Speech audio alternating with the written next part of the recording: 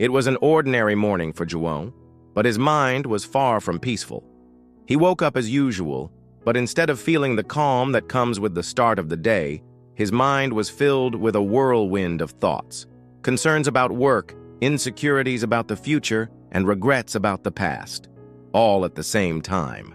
His mind was noisy, full of clutter, and he couldn't find the off button. Have you ever felt this way? Here's the challenge. How can we quiet that noisy mind? The answer is closer than you think, and no, it's not about escaping to an isolated place or going on a trip to find peace. The solution begins inside of us, and it's more accessible than you might think. So how can we turn this mental chaos into silence?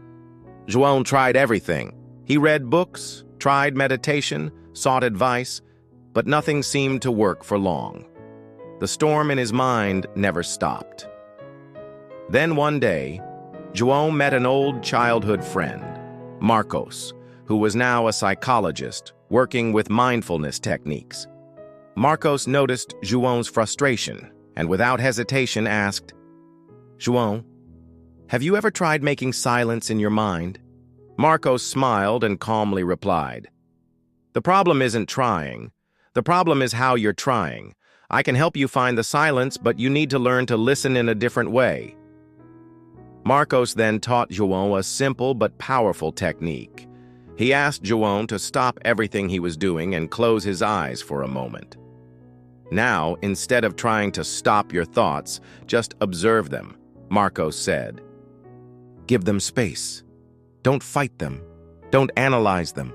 Just watch how they come and go from your mind, as if you were a witness to what's happening inside you. Zhuang was skeptical at first, but decided to give it a try. He sat quietly, closed his eyes, and instead of trying to force his mind to stop, he simply started observing the thoughts that came. He noticed that, instead of identifying with them, he just watched them pass by, like clouds floating across the sky. Over time, he noticed the thoughts began to decrease, and his mind became calmer. He was no longer struggling with his mind. He was letting it be what it was, without pressure, without struggle. And as a result, silence began to emerge. The big turning point came when Zhuang realized that silence didn't mean the total absence of thoughts, but rather accepting them. He understood that true peace came from living in the present, not dwelling on what has passed or worrying about what will come. Zhuang sat in silence, reflecting on Marcos's words. He finally understood. For so long, he had been lost in his own thoughts, thinking about what had happened or worrying about what could come. But true peace came from living in the now, not being concerned with what has passed or what will come. Now Zhuang lives differently.